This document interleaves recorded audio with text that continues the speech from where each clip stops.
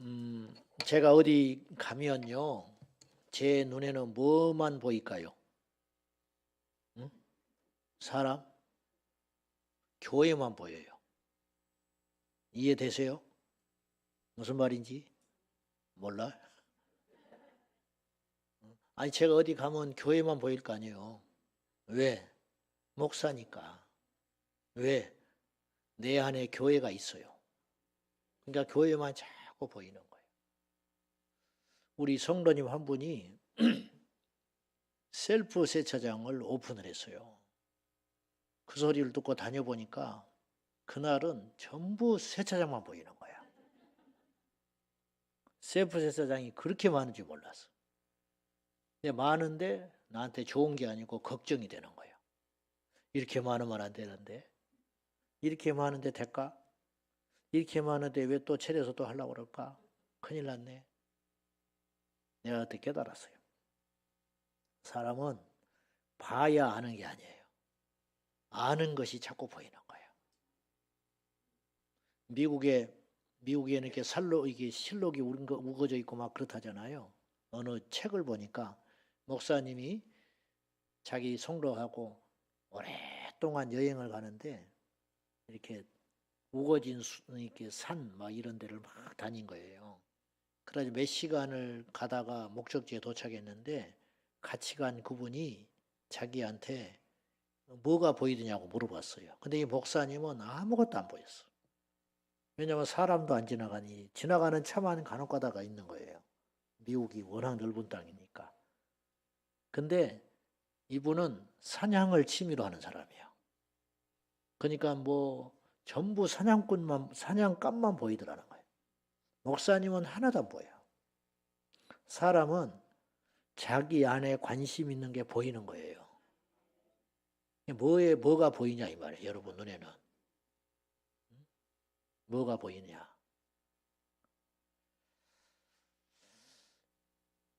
예수님의 눈에는 다른 게 보이기 시작한 거예요. 누가복음 10장에 제자들에게 이렇게 말하셨어요. 추수할 것은 많은데 일꾼이 적다. 제자들은 아무것도 안 보여. 그냥 부자, 가난한 사람, 힘들다, 좋다, 나쁘다 그런 것만 보이는데 예수님은 다른 게 보이기 시작하는 거예요. 전부 거두어야 할 영혼으로 보이기 시작하는 거예요. 근데 저들에게 복음을 전할 자가 없다. 제 얼굴에 침 뱉기지만 수년 전에 어느 집에 신방을 갔더니 새로 등록을 해서 갔더니 그분이 교회 집사였어요. 오랫동안 예수를 믿었어. 제가 이제 신방을 가면 물어보거든요. 이 댁의 기도 제목은 뭐가 있습니까? 내가 기록을 해놓거든. 물론 정말 힘든 이야기는 잘 못해요. 정말 힘든 이야기는 처음 본 목사 앞에서도 말을 잘 못해요.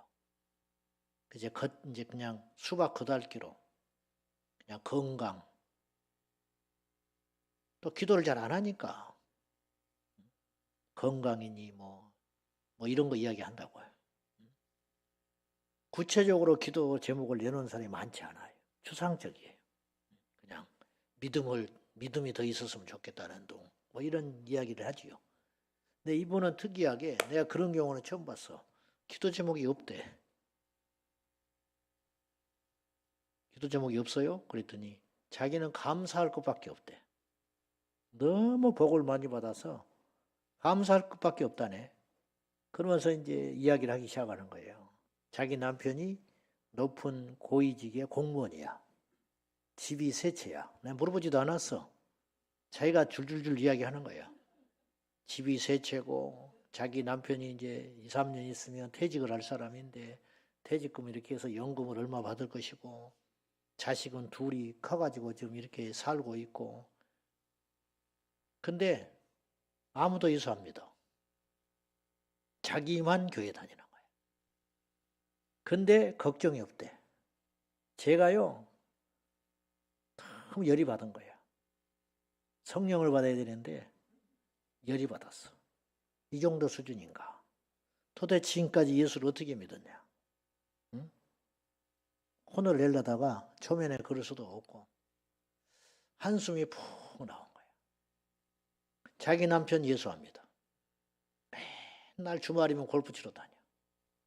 높은 공직자라 몇 년 있으면 한 연금을 엄청나게 다 준비해놨고 집이 세 채고 그 사놓은 집도 올라가지고 주체를 못하고 아들 둘은 잘 돼가지고 밖에 가서 살고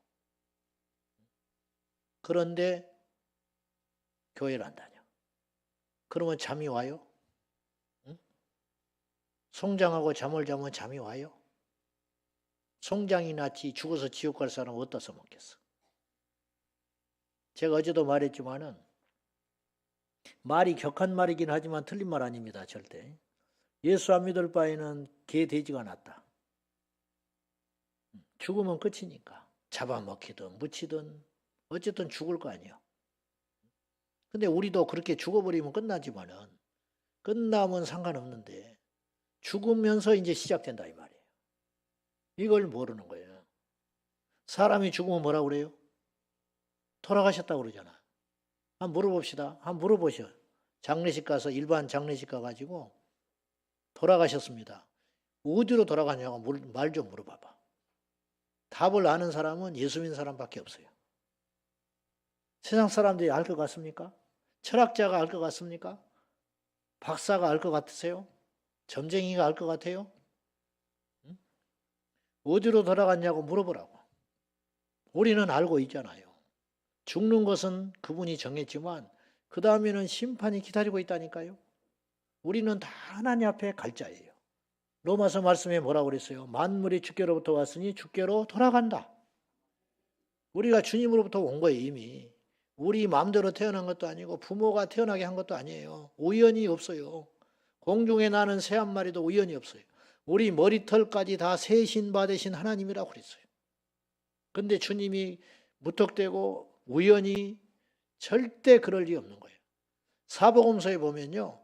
예수님이 절대 안 하신 게 있어. 당연히 안 하지만 뭘 안 한지 아세요?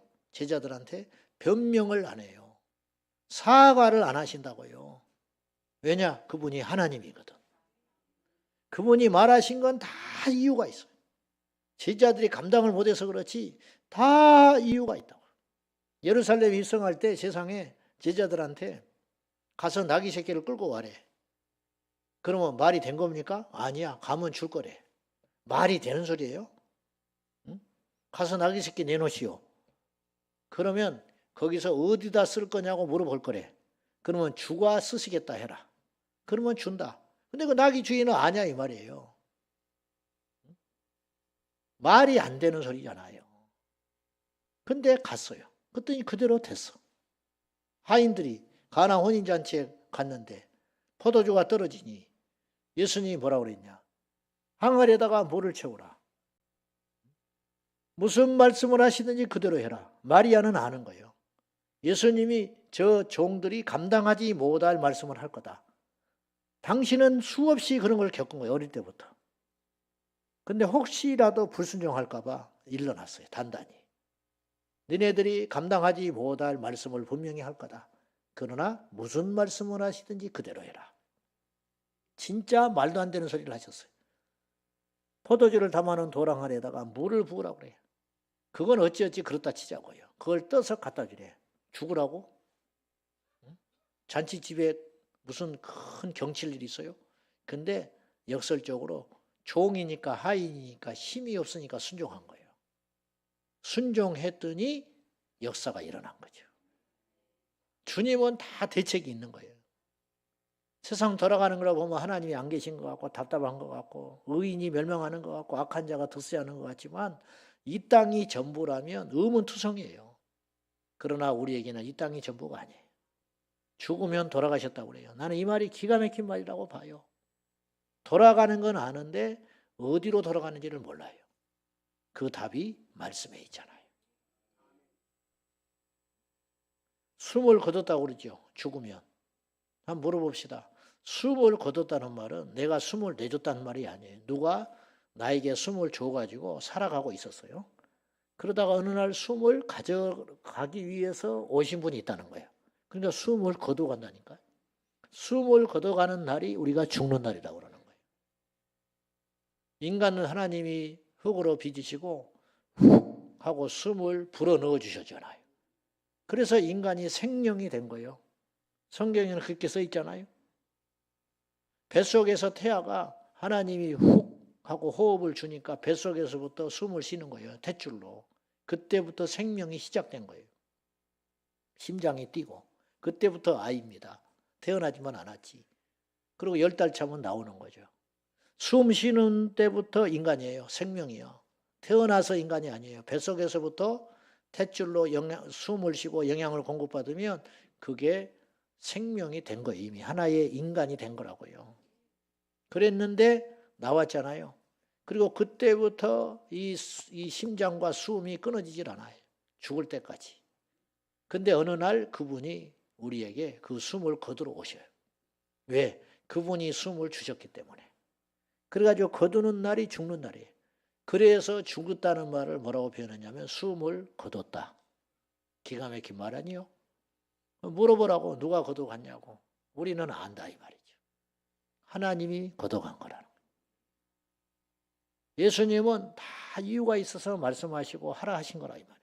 순종하면 분명히 좋은 일이 있는 거예요. 순종하면 살게 되는 거예요.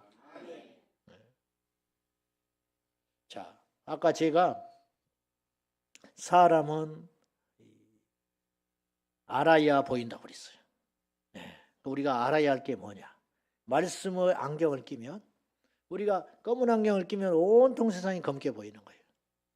진리의 말씀을 눈에다가 딱 쓰고 보면 세상에 달리 보이기 시작하는 거예요. 그것을 믿음의 눈이라고 그러는 거죠.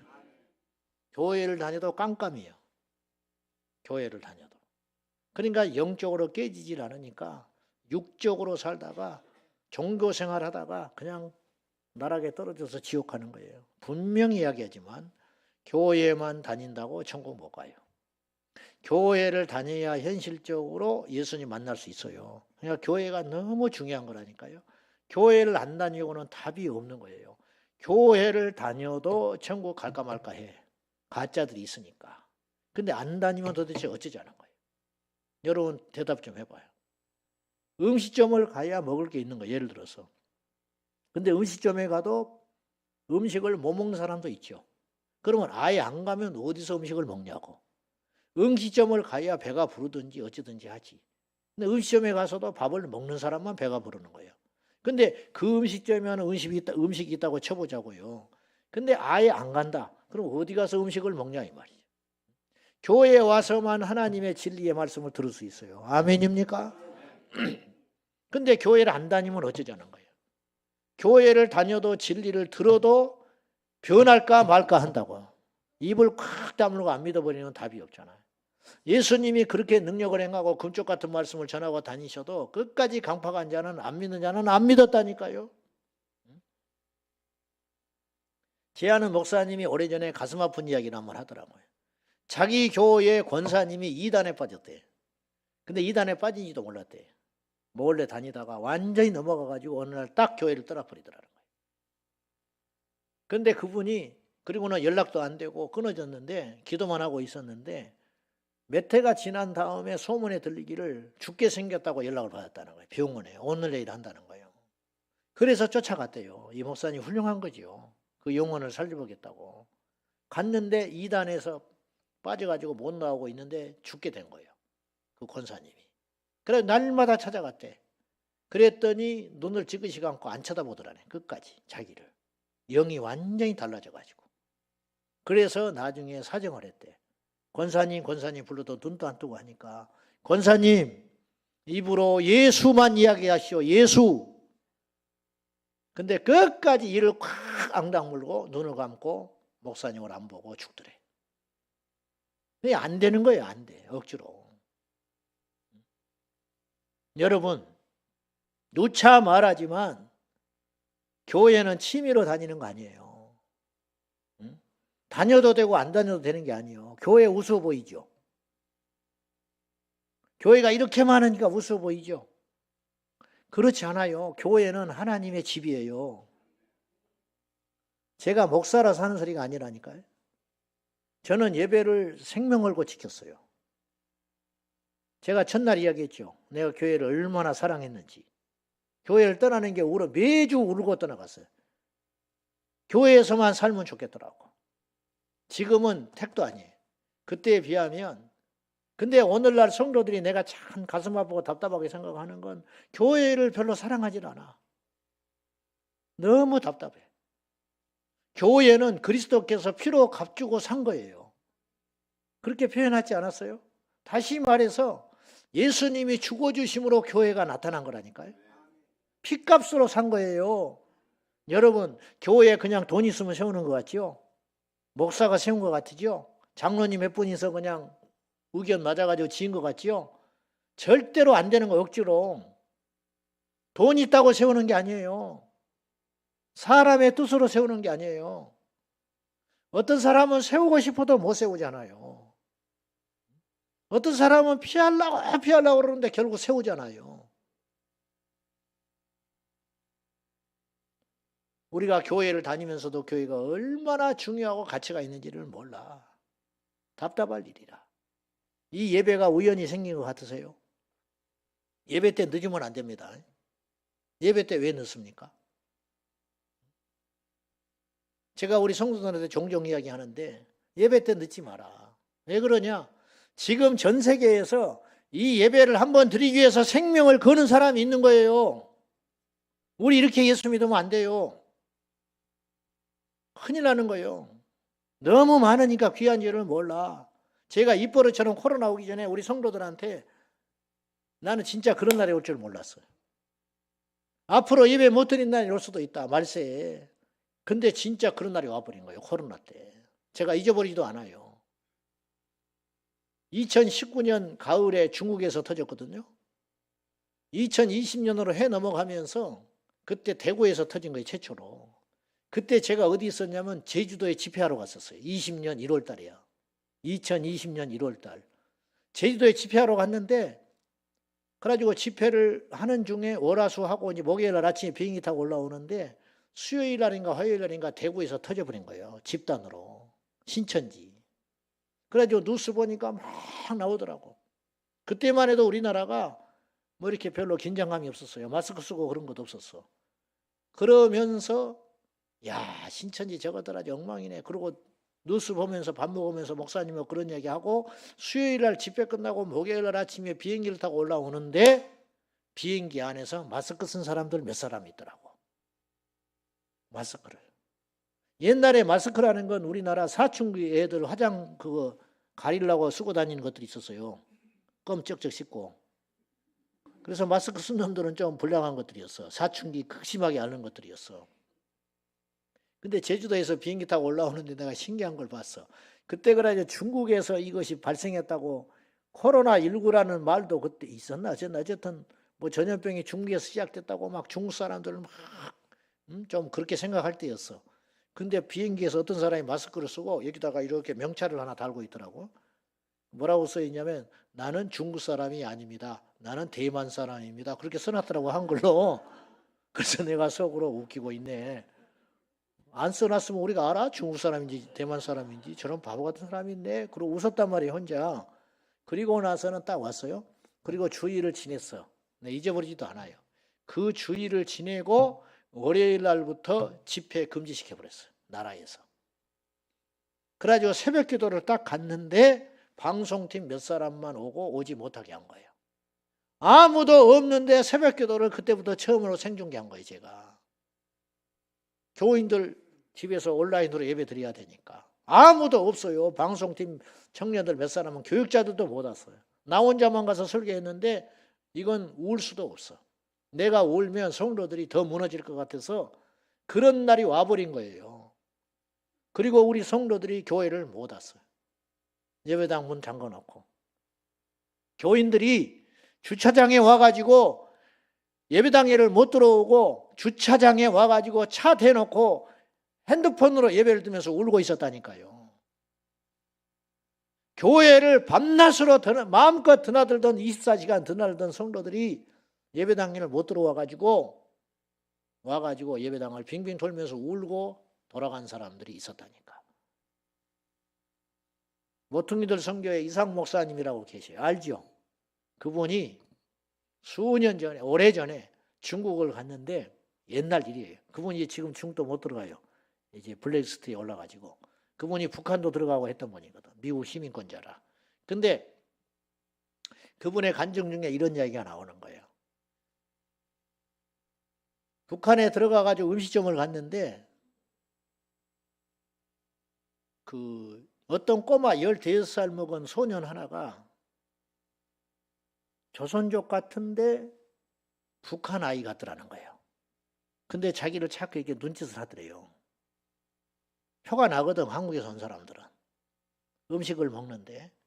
그리고 대화하는 게 예수 믿는 사람들은 대화가 다르잖아요. 자기도 모르게 나오지. 집사님, 목사님 이런 말이 나온단 말이에요. 그러니까 이가 서빙하러 왔다 갔다 하더니 자기한테 눈짓을 찌긋찌긋 하더라는 거예요. 그래서 일어나서 따라갔더니 화장실로 데리고 가더래. 걔가 예수를 믿냐고 물어보더래. 이상 목사님한테. 그래서 내가 남한에서 온 목사다고 그랬더니 이 친구가 무릎을 딱 꿇더라는 거예요. 얘가 누구냐면 북한에서 탈북해가지고 6년인가 7년 된 아이였어요. 그래가지고 돌아다니면서 이제 목숨을 유지하고 있었어. 숨어서. 예수를 믿는 아이가. 그러면서 자기한테 소원이 있다고 그러더라는 거예요. 몇 가지 소원이 있대. 뭐냐 그랬더니 성경책을 갖고 싶다고 그러더래요. 우리는 유아실에서 애들이 성경책을 박박 찍고 있어도 엄마가 해 하고 웃고 있어. 성경책도 안 들고 와, 교회. 있는데도 불구하고. 우리 교회에서 앞에서 자꾸 비춰주니까 성경을 안 갖고 오고 안 펴요. 갖고 와도. 내가 그걸 보기 싫어서 주일날 안 보여줘 버려. 성경책 자기 성경 펴서 읽으라고. 예배 시작할 때. 그래서 본문을 안 비춰줘. 설교 때는 할 수 없이 인용을 할 때는 비춰주지만 처음 시작할 때 주일 예배 본문을 안 비춰준다고. 내 책 갖고 보고 읽으라고.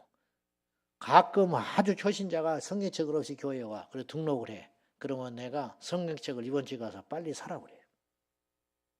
교회에서 줄 수 있다. 그렇지만 안 준다. 네 돈으로 사라. 그래야 성경을 읽는다. 우리 교회 학교 아이들 초신자들 오면 성경책 주고 그런 거 내가 절대 못 주게 해. 절대로 공짜로 주지 말아라. 돈이 없어서 못 주는 게 아니야. 귀한 줄을 몰라. 근데 얘가 탈북한 소년이 이 이상 목사님 앞에 무릎을 꿇으면서 성경책을 갖는 게 소원이래. 그래서 자기 성경책 주었어. 두 번째 소원이 뭐냐? 목사를 만나면 축복기도 받고 한 번 받는 게 소원이래. 그래서 그 자리에서 축복기도 해줬어. 세 번째 소원. 얘가 6년 동안 11조를 모아놓은 게 있어요. 얼마 되지도 않아. 근데 그걸 드릴 데가 없어. 이 11조를 드리고 싶은데 드릴 데가 없으니 어쩌면 좋냐고. 기가 막힌 일 아니요. 그리고 기도해주고 11조를 받았어.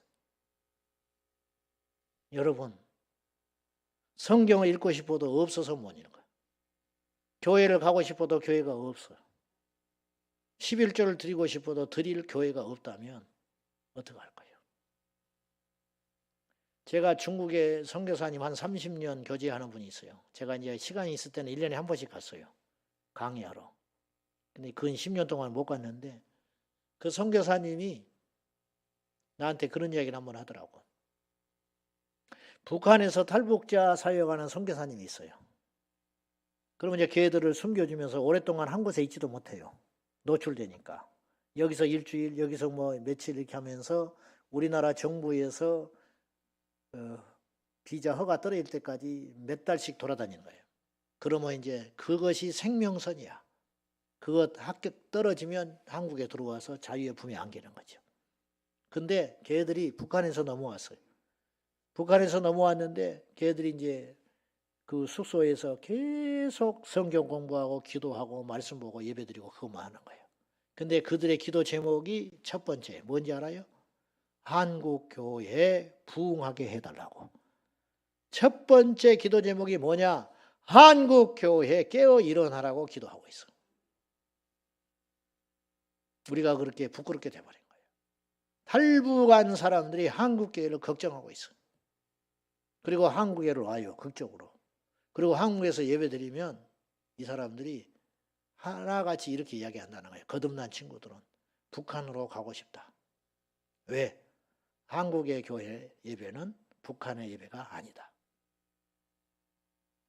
진심이 없어. 성령이 떠났어. 우리가 이런 말을 듣고 남한에서 예수 믿고 있는 거예요. 제가 신학을 할 때 삼각산해를 가끔씩 가봤는데 그때 기도를 한다는 사람들이 그때 이미 90년대 초인데 80년대 말 90년대 초 이때 삼각산에 지금은 삼각산에 다 철조망 차서 기도도 못해요. 그런데 그때 기도하는 사람들이 무슨 말을 했냐면 촛대를 옮긴대 한국에서. 나는 그 소리가 무섭더라고. 촛대를 옮긴다는 게 얼마나 무시무시한 말인지 아세요? 가난한 게 문제가 아니에요. 성령이 떠나는 거는 저주예요. 저주. 우리 이렇게 예수 믿으면 안 된다니까. 너무 풍요로워서 그래. 귀한지를 모르는 거죠. 저도 뭐 할 말은 없지만은 우리가 주님 앞에 가면 순교자들하고 같이 서는 거예요. 무슨 할 말이 있겠어? 너 무엇하다 왔냐 물으면 어떡할 거예요? 성경은 우리에게 이야기해요. 죽도록 충성해라. 죽도록 충성해라. 복을 받으려고 그러는 게 아니에요. 주님이 우리를 위해서 죽어주셨어. 주님이 우리를 위해서 죽어주셨는데 왜 우리는 그분을 위해서 못 죽어요? 우리는 영원한 생명을 얻었는데 영원한 생명을 얻었는데 이 땅에 몇십 년 그 생명을 왜 주를 위해서 못 바치냐고. 우리는 믿는 것도 아니야. 그래서 예배에 늦지 마라. 식당에 잔반 남기지 마라. 왜 그런지 아세요? 전 세계에서 지금도 요 설교하는 이 시간에 45초 만에 한 명씩 굶어 죽어가고 있어. 45초에 한 명이 굶어 죽어간다니까요. 그냥 수도꼭지 틀면 물 펑펑 나오고 가스불 켜면 불 팡팡 터지니까 다 그렇게 사는 줄 아십니까? 그렇지 않아요. 우리 이렇게 믿으면 큰일 나요. 그러니까 애통하는 자가 복이 있는데 애통이 없는 거야. 갈급함이 사라졌어. 저는 갈급한 게 복이라고 봐요.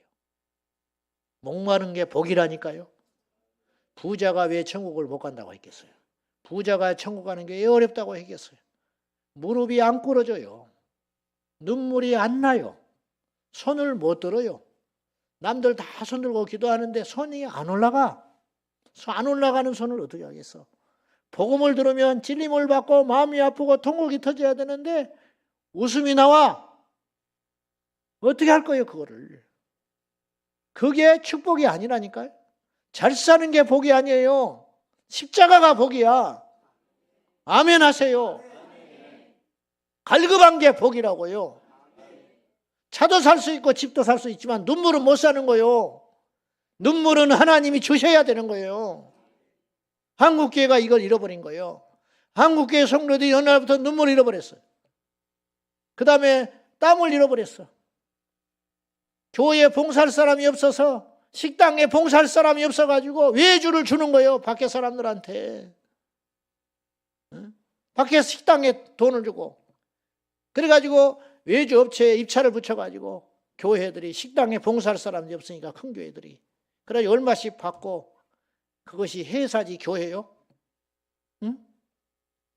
그래요. 주일날 그 사람들 예배도 안 드려. 우리 천국 가기 위해서 밥을 해주면서 자기들은 예배도 안 드리고 식당에서 일하고 쉬는 시간에 가서 담배 피우고 들어오는 거예요. 그게 현실이라고요. 그걸 알아요. 다 사람들이. 근데 그냥 우리가 편하니까 고생하기 싫으니까 돈 몇 푼 주고 그리고 3,000원씩 사 먹는다고. 주께서 2000년 전에 채찍을 만들어 치시면서 장사치집이 돼버렸다고. 성전이. 돈 바꾸는 자들의 장사꾼 강도의 소굴이 됐다고 탄식하고 채찍질 치지 않았어요? 눈물이 사라지고 땀이 사라지고 순교의 피가 사라지고 있어요. 그러니까 힘이 없는 거예요. 기도를 하면 하늘이 뚫어져서 주의 보호자의 기도가 올라가야 되고 찬송을 드리면 악한 영이 떠나가야 되고 복음을 전하면 두려움에 떨어야 되는데 여기에 없어져 버려. 영권이 없어져 버리니까. 영권은 왜 없어졌냐? 내게 은과 금은 있지만 예수 이름이 없기 때문에 그러는 거죠. 베드로는 은과 금은 없다. 얼마나 당당합니까? 나한테 은과 금은 없어. 그러나 내게 있는 것으로 네게 주노니 나사렛 예수 이름으로 일어나 걸어라. 예수 이름이 있어야 선포를 하지. 영권이 있어야 외치지. 저와 여러분의 이야기라는 거예요. 지금이 어느 때인지 아세요? 지금은 노아의 때와 아주 비슷해요. 먹고 마시고 시집가고 장가가고. 그 죄는 아니죠. 내 돈 가지고 먹고 내 돈 가지고 마시고 내가 능력돼서 시집가고 장가가는 게 왜 문제가 되겠어요? 예수님은 노아의 홍수 사건을 사실로 증명하셨어요. 예수님이 이야기하셨잖아요. 노아의 홍수가 있었다고. 그러시면서 더 구체적으로 창세기보다 더 자세히 이야기를 하셨어요.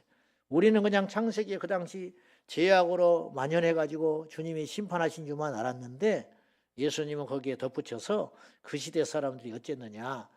홍수가 나기 전날까지 그 직전까지 먹고 마시고 시집가고 장가가고 이건 짐승같이 살았다는 거예요. 영적으로 관심 없이 자기 영혼에 대해서 관심이 없어요. 그냥 먹고 마시고 그냥 하루하루 살아가는 거예요. 그러다가 아무런 내 영혼의 준비를 안 하고 있다가 턱 주님을 만나게 되는 거지. 전부 어제 이야기했죠. 제가 엊그제. 그때 당시 세계 인구가 80억에서 100억까지 본다고. 그건 과한 이야기가 아니에요. 그리고 다 죽었다니까. 제가 오래전에 교인들하고 남산을 가자고 그래서 할 수 없이 등산도 안 좋아하는데 남산을 간 적이 있었어요. 남산 꼭대기에 가니까 끝에 가니까 돌이 이렇게 있더만. 가지고 막 깎아질러서 마지막에 올라가는 데가 좀 험한 데가 있더만요. 올라갔어. 올라갔더니 사람들이 하도 다녀가지고 편편해지면서 저는 예사스럽게 안 봤어요. 거기서 난 노아의 홍수를 봤어. 두 바위 덩어리가 큰 게 집차만한 게 두 개가 이렇게 떡 버티고 있더만요. 그리고 가운데 이렇게 공간이 비어 있는데 가운데 돌 하나가 와서 꽉 박혔어. 근데 상식적으로 시간이 오래되고 깨지고 풍화작용이 일어나가지고 이 비바람에 씻겨가지고 바위가 그러면 이 두 개 서 있는 바위하고 가운데 있는 바위하고 똑같아야 되잖아요. 그래야 안 그래요? 한 바위가 깎이고 비바람 맞아서 그랬다면 이상할 게 없는 거지요. 근데 두 개 이 기둥같이 서 있는 바위는 똑같아. 무늬가. 가운데 있는 바위는 완전히 다른 바위가 와서 탁 박혀 있는 거예요. 그거는 사람이 해놓지 않으면 있을 수 없는 일이에요. 여러분이라면 그런 일이 있을 수 있다고 생각하세요? 어떤 돈 많고 할 일 없는 사람이 바위를 저 밑에서 헬리콥터로 그걸 끙끙 묶어가지고 실어 와가지고 아무도 모르는 사이에 밤에 그 바위를 사람들 구경하게 좋게 하려고 거기다가 딱 집어넣은 정말 그런 사람이 하나 있었어. 그런가요? 무슨 말인지 모른가 보네. 그런 거요? 그래서 그 바위가 지금 거기 박혀가지고 있는 거예요? 아니라니까요. 거기에까지 물이 덮쳐왔다는 거예요. 그래가지고 그 파도에 휩쓸려가지고 바위가 굴러굴러 돌아다니다 거기서 확 박힌 거예요. 저기 사람들이 올라가 보지도 못한 고산에 높은 산에 올라가서 가끔 화석이 발견되는데 물고기 화석이 발견돼요. 그러면 그걸 해석을 못하는 거예요. 그래서 억지를 쓰지요. 저 밑에 바다에서 고기를 잡아서 올라와서 먹었다. 냉장고가 있어요. 얼음이 있어요. 그건 뭐예요? 거기까지 물이 찼다는 소리예요. 이 성경을 어떻게든지 안 믿으려니까. 지금 이 세상이 어떻게 돌아가는지 아세요? 그냥 내 새끼 잘 크고 손주 낳고 엉덩이 툭툭 치면서 먹고 살만하고 노후에 연금 나오고 보장되고 하니까 걱정이 없는 것입니까? 아까 내가 갔던 새신자 신방처럼 기도거리가 없는 거예요? 그냥 행복한 거예요? 큰일 났어요. 눈을 떠지셔야 눈을. 오스기니스라는 사람이 있어요. 이 사람은 기독교 변증가예요. 이분은 할아버지가 중국의 선교사였어요.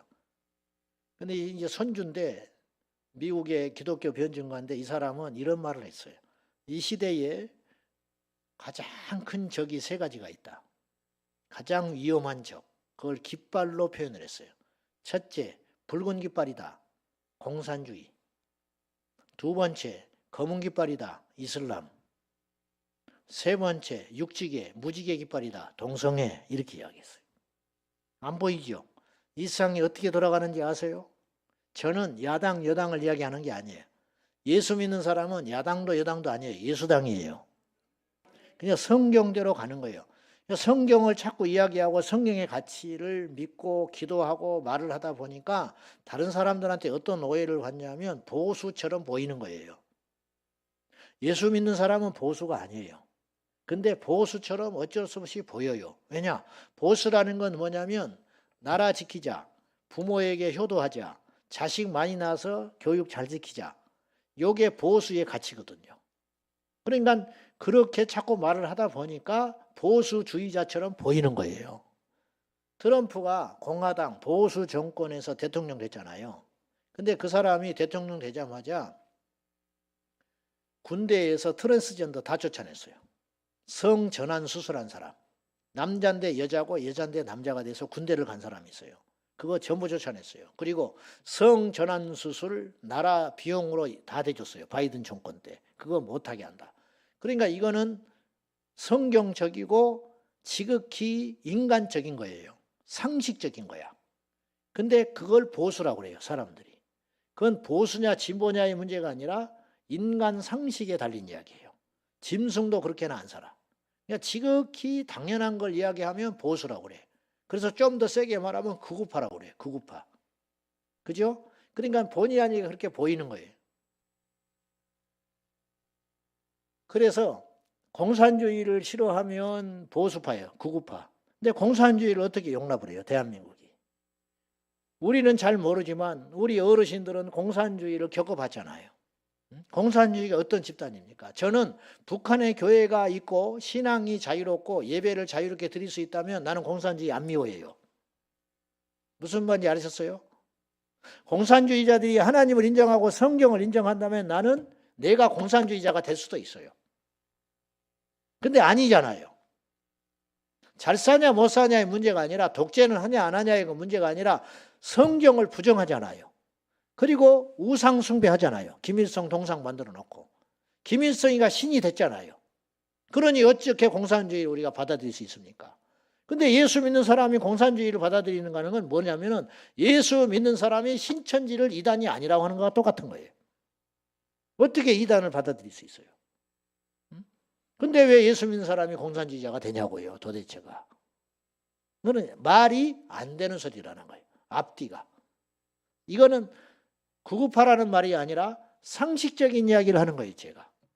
나는 국힘당도 안 좋아해요. 우리나라에 좋아하는 정당이 하나도 없어, 저는. 근데 단지 국힘당은 거짓말하고 무능한 집단이에요. 민주당은 위험한 집단이에요. 그러니까 위험한 건 안 된다 이 말이에요, 제 말은. 무능한 것들은 바꿔서 다시 고칠 수 있어요. 근데 위험하면 안 된다 이 말이에요. 이런 소리 하면 이제 싫어하는데, 싫어하고 좋고의 문제가 아니라 흰 걸 희다고 말하고 검은 걸 검다고 말하는 거예요, 제가. 근데 교회에서 이런 말을 못해. 왜 못해요? 성경에 있는 건데, 진리인데. 이슬람, 이단보다 더 위험한 존재들이에요.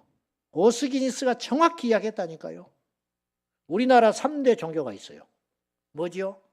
기독교, 천주교, 개신교, 천주교, 불교. 근데 그냥 그럭저럭 살아왔어요. 우리가 어제도 말했다시피 우리가 더 세다니까.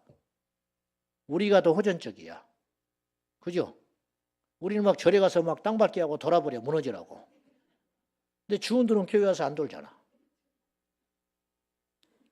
그러니까 같이 그럭저럭 지내는 거예요. 근데 이슬람은 같이 못 지내요. 지금 수가 적으니까 이 정도예요. 10% 20% 가면 폭동이 일어나요. 50% 넘어가면 정부를 접수해요. 그래서 신정국가 되는 거예요. 그래서 다른 종교를 절대 인정 안 해요. 인도네시아가 완전히 정교 일치 이슬람 국가 되는데 700년 걸렸어요. 우리나라도 옛 이야기가 아니에요. 지금 각 대학교에서 무슬림들이 무차별로 들어오고 있어요. 왜냐? 대학교에서 학생들을 모집을 못하니까 학교를 운영하기 위해서 유학생들을 막 받아들이고 있는 거예요. 그러니까 학생들을 받아들여야 되니까 요구 조건을 다 들어줘야 돼요. 그들이 요구하는 게 뭐냐? 하루에 3번씩 기도해야 돼요. 그리고 기도처 만들어주라. 다 해줘요. 교회 기독교 서클은 못하게 하고 예배도 못 드리게 하고 전도도 못하게 하고 하면서 그들의 요구는 다 들어줘요. 할랄 단지 만든다고 홍준표부터 시작해가지고 난리죠. 돈 때문에. 할랄 단지 들어오면 어떤 일이 벌어지는지 아세요? 그게 이슬람 문화가 들어오는 거예요. 이런 거 관심 없죠. 무슨 일이 일어나고 있는지 모르시죠.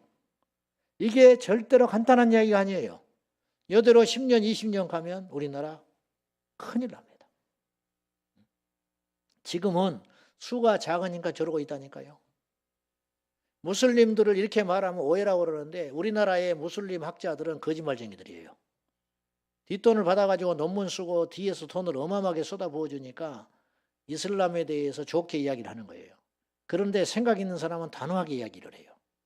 이슬람을 겪어본 사람은 그렇게 말하지 않아요. 그들은 이 배교하잖아요. 우리는 예수가 부모님이 예수를 그렇게 잘 믿어도 자식이 안 믿으면 데려올 방법이 없잖아요. 그냥 새벽에 와서 가슴만 치고 있죠. 무슬림들은 그렇지 않아요. 믿음이 있든 없든 무조건 무슬림이 해야 돼요. 안 하면 어떤 일이 벌어지지 아세요? 내 자식이 무슬림이었는데 성령을 갖고 있다. 어디 가서 예배를 드렸다. 그럼 어떻게 하는지 아세요? 이게 소설이 아니고 진짜 있는 일이에요. 자기 집 딜들로 데려가가지고 나무에다 묶어놓고 휘발유를 끼얹고 불질러 죽여버려요. 이걸 뭐라고 그러냐면 명예살인이라고 그래요. 처벌 안 받아요. 겉으로는 처벌받는 것 같지만 영웅이 됩니다. 믿음을 지키기 위해서 자기 자식을 죽인 거예요. 그러면 칭찬을 받아요. 소문나고. 이게 그들의 신앙이에요. 지금 한국에 와가지고 총각행세하는 무슬림들이 많아요. 그 사람들 거짓말하는 거예요. 동국에 가면 처자식들이 있어요. 근데 그들의 코란에 율법에 뭐라고 써 있냐면 포교를 위해서는 거짓말해도 된다라고 써 있어요. 그러니까 한국에 와서 총각행세하는 거예요. 멀쩡하거든요. 눈이 부리부리하고 키 크고. 그래서 한국 처녀들하고 결혼을 해요. 그래가지고 시민권을 얻어요. 우리나라 국적이 되는 거예요. 우리나라 지금 우리나라 그 인구가 늘어나고 있습니다. 좋은 일이죠. 왜 늘어나는지 아세요? 우리나라 자국민이 태어나서 늘어나는 게 아니고요. 외국인들이 우리나라 국적을 취득해서 늘어나고 있는 거예요. 안산 가면은 한 반에 50명 정도 있어요. 초등학교. 그중에 한 명만 우리나라 국민이에요. 아세요? 다른 사람들은 전부 외국인 애들이에요. 나는 외국인을 차별하고 혐오하지 않은 게 아니에요. 지금 다른 나라 선교할 때가 아니에요. 우리나라 청년들 선교 우리 그 복음화율이 3%입니다. 3%. 우리나라 청년들 중에 100명 중에 3명만 교회 다녀요. 중고등학교는 2%예요. 초등학교는 1%입니다. 지금 노방전도 못해요. 몇 달 전에도 메인 뉴스에 나왔어요. 누가 전도지 줬는데 그걸 먹고 배탈 났다고. 그거 난리 나버린 거예요. 전국에. 그리고 학교에 공문 내려가요. 우리 교회에도 학교 앞에서 전도하는데 계속 전화 와요. 전도 못하게. 우리나라는 지금 완전히 역차별 국가로 가고 있는 거예요. 외국인들은 환대해주고 의료보험 혜택 다 받죠. 중국 사람들이 용산에 와서 땅 산 거 아십니까? 우리가 북경 가서 땅 살 수 있는지 아세요? 제주도 땅을 얼마나 중국 사람들이 많이 소유한지 아세요? 근데 몇 배로 돈 벌었다고 좋아하는 거예요. 중국 사람들한테 팔면 안 돼요. 이런 게 안 보이는 거예요, 지금. 간슬게 빼준 목사 교회들이 교회에 지다가 비다 앉아가지고 우리 동네에도 그런 교회가 있다니까요. 그래서 내가 할 수 없이 또 이단한테 잡아먹힐까봐 코로나 때 100억을 주고 그 교회로 옮겨갔어요. 제가 장로님들하고 의논해가지고 웃돈 줘가지고 샀어요. 옆에 한상홍 하나님의 교회가 집어삼킬까봐. 그 교회가 원래 20년 전에 교회가 안 돼가지고 망하게 됐는데 다른 교회에서 산다고 하니까 60억을 판다고 준다고 하니까 안 팔았는데 안상홍 거기에서 65억 준다니까 거기다 팔아버렸어요. 그건 아니잖아요. 정신을 못 차리고 있는 거예요, 지금. 예수 믿는 사람들이. 천국을 안 믿고 있는 거예요. 지옥을 안 믿고 있고. 모든 것의 시작은 거기서 시작되는 거예요. 죽어서 심판을 안 믿고, 그러니까 두려움이 없고 겁이 없는 거예요. 사울처럼. 사울이 겁이 없었거든요. 하나님을 무시했어요. 성경에 보면요, 정말 이해하지 못하는 사람들이 나와요. 정말 이럴 수 있을까? 이스라엘 백성들이 광야에 나와가지고 40년 사는 동안 하는 짓이 엉망진창이야. 우리는 변명을 하자면 기적을 별로 못 봤잖아요. 그냥 그렇다 치자고요. 그들은요, 아침마다 만나를 먹었어요. 광야에서 물이 솟아났어요. 옷이 떨어지질 않아요. 때도 안 먹고 발이 부르트질 않았어요. 그것만 그렇습니까? 홍해가 갈라졌잖아요. 홍해가 갈라지고 광야로 나온 지 며칠이나 됐다고 불평을 해요. 말이 안 되는 거잖아요. 근데 우리가 딱 그와 같아. 나도 그런 걸 느껴. 은혜 받죠? 뭐 부흥해야 한다, 뭐 은혜 받다, 막 결단하고 울고 주차장 가서 싸워. 나는 너무 이해가 안 가는 거야. 너무너무 이해가 안 가는 거야. 사람이라는 게 이렇게 선이라는 게 있어야 되거든요. 아무리 그래도 그만큼 교회를 다니고 그만큼 기도를 하고 그만큼 예배를 드리고 그 정도 직분을 받았으면 그건 아니잖아. 내가 길거리 가다가 오줌 싸고 있으면 돼요, 안 돼요? 미친 거지요. 근데 그런 짓을 한다니까. 교회에 와서 사기를 쳐, 돈. 새벽기도 하다 한 번도 안 빠지면서. 입만 열면 주여주여 하는데 알고 봤더니 몇 천만 원 해먹고 내가 돈거래 하지 마라. 보증도 서지 마라. 다단계 하지 마라. 왜? 돈거래 하면 세상 사람들은 그래. 돈 잃고 사람 잃는다고 그러지. 예수 믿는 사람은 돈 잃고 사람 잃고 믿음 잃어. 절대 하지 마. 근데도 해. 내가 하지 마라 그랬으니까 나한테 이제 직소리도 못하지. 끙끙 앓아. 불러다가 내가 몇 년 전에 어떻게 화가 나야지. 초신자 돈을 몇 천만 원을 해먹었어. 네가 인간이냐? 초신자를 건드려? 그래서 그 사람을 실족시켜버렸어. 가. 교회 내다 보냈어. 한 번만 용서해달라고, 교회만 다니게 해달라고. 안 돼. 너를 보면 여러 사람이 시험 들어. 가서 죽었다 하고 돈을 벌어서 다 갚아. 갚고 회개하고 돌아와. 그러면 내가 받아줄게. 나중에 소문 들으니까 감옥 갔대.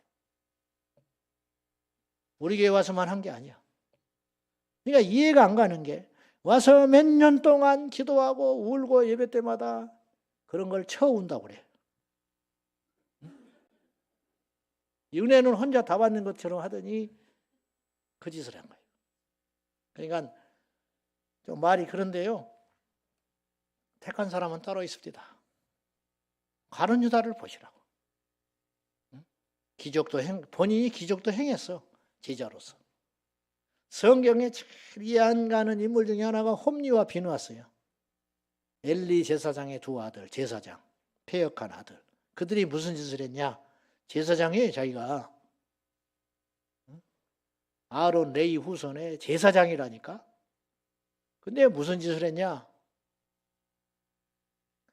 백성들이 하나님 앞에 제물을 가지고 제사를 드리러 오면 제사가 끝나면 제사장 몫이 따로 있어요. 제사장은 일을 안 하니까. 11조로 살아간다고 레위랑. 근데 좋은 걸 미리 가져간다고 하나님께 드리기 전에 갈고리로 끼워서 가져가잖아. 백성들이 사정을 해요. 그러면 두들겨 패서 다 가져갔어. 제사장이. 죽으려고 한장한 거야. 그 다음에 회막에서 수중 두는 여인들을 겁탈을 했어. 그래서 엘리가 그걸 듣고는 하지 마라. 엘리도 그래서 그것을 야무지게 책망을 하고 그랬어야 되는데 못한 결과로 목이 부러져서 죽었고 두 아들은 전쟁터에 나가서 죽었어요. 법궤는 뺏겨버리고 엉망진창 되는 거죠.